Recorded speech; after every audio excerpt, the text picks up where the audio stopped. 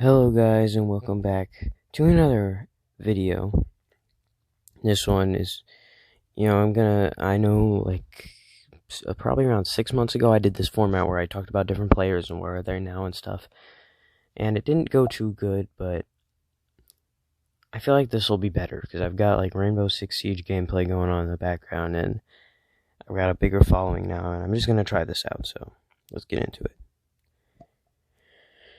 Aaron Jamal Brooks was born on January 14th, 1985. And as a little side note, he was childhood friends with Nate Robinson.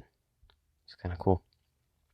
He went to Franklin High School in Seattle, averaging 24.3 points per game, 7 assists per game, 3.3 rebounds per game, and 2.3 steals per game as a senior. He went to college at Oregon for 4 years, averaging 13.1 points per game, 3.5 rebounds per game, and 4.1 assists.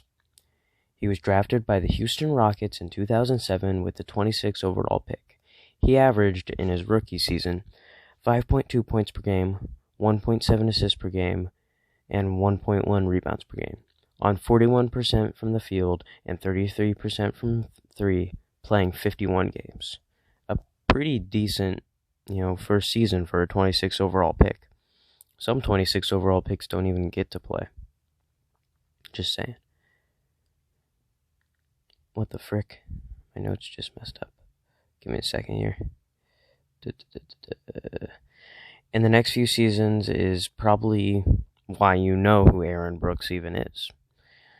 In the 08 to 09 season, he averaged 11.2 points per game, 3 assists per game, and 2 rebounds per game on efficient shooting, but the best was yet to come. In the 09 to 2010 season, he averaged 19.6 points per game, 5.3 assists per game, and 2.6 rebounds on good shooting. So he was pretty efficient, and he won the Most Improved Player award. This is probably, what you know him for, and, you after this you were probably just like, I wonder what ever happened to that guy. That's why this video is being made. And he was still in his 20s also, so he could be an all-star one day. But it was all downhill from here, sadly. In 2011, he averaged worse stats with the Rockets, and on February 24th, 2011, Aaron Brooks was traded to the Suns for Goran Dragic and a first-round pick.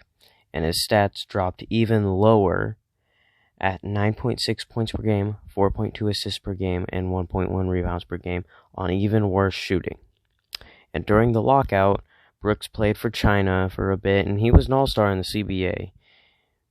After that, he signed with the Kings, averaging 8 points per game, 2.3 assists per game, and 1.7 rebounds per game, but on some of the best shooting of his career. But that's probably because he wasn't shooting that much. But on March 1st, 2013, Aaron Brooks was waived. But luckily for him, his former team saw something in him, and on March 5th, 2013, he was signed by the Houston Rockets. Could this be the return of Aaron Brooks of old? Not really. He averaged 1.4 points per game, 0.9 assists per game, and 0.3 rebounds per game, on the lowest amount of minutes per game in his whole career. And he only played 7 games.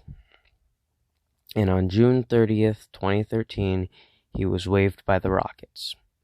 And on July 19th, 2013, he rejoined the Rockets for the 2013-14 season, averaging 7 points per game, 1.9 assists per game, and 0.3 rebounds per game.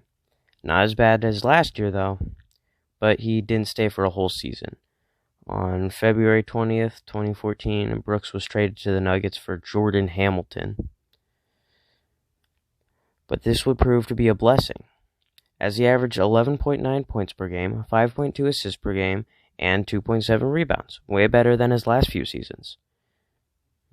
This time, we were really asking ourselves, at least myself, was this the return of the Aaron Brooks of old, actually this time?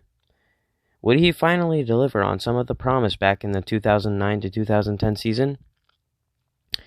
In free agency on July 22nd, 2014, he signed with the Chicago Bulls. However, he did not deliver on the promise he once had, averaging 11.6 points per game, 3.2 assists per game, and 2 rebounds per game. But still not as bad as that 1.4 point per game season.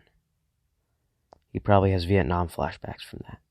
But And he was entering his 30s. He was definitely on the decline. His window of opportunity was closing faster and faster with every year that he aged. The next season with the Bulls, he was worse. Way worse. Averaging 7.1 points per game, 2.6 assists per game, and 1.5 assists per game. And on July 21st, 2016, he signed with the Indiana Pacers in free agency, averaging 5.9 points per game, 1.9 assists per game, and 1.1 rebounds per game. And then on September 21st, 2017, he signed with the Minnesota Timberwolves, averaging 2.3 points per game, 0.6 assists per game, and 0.5 rebounds. This was his last appearance in the NBA, for now. He's now with the Illawarra, I think that's how you pronounce that, Hawks. He tore his Achilles, sadly, so he didn't play that much this year for that Australian team. But I do think he still has a place in today's league. Even though he didn't live up to his early promise, the league likes the kind of players you can put in there for a few minutes to act as a spark plug and get a quick 5 to 10 points, if the team is struggling at that time. Even at 35, he can still probably make it before he retires a couple seasons down the line. But that's just my opinion. You may think differently. You might be a Houston Rockets fan who is sad that he didn't deliver on the promise he once had. And I mean, imagine if he had. If he could have stayed a star long enough to be with James Harden, they might have been a contender. When James Harden was becoming an all-star, I don't know why I stuttered there. But when he was becoming an all-star and they were playing good and stuff. But that didn't happen. Sadly. And that is the end of this video. If you're new, like, subscribe, and I'll see you in the next video. Bye.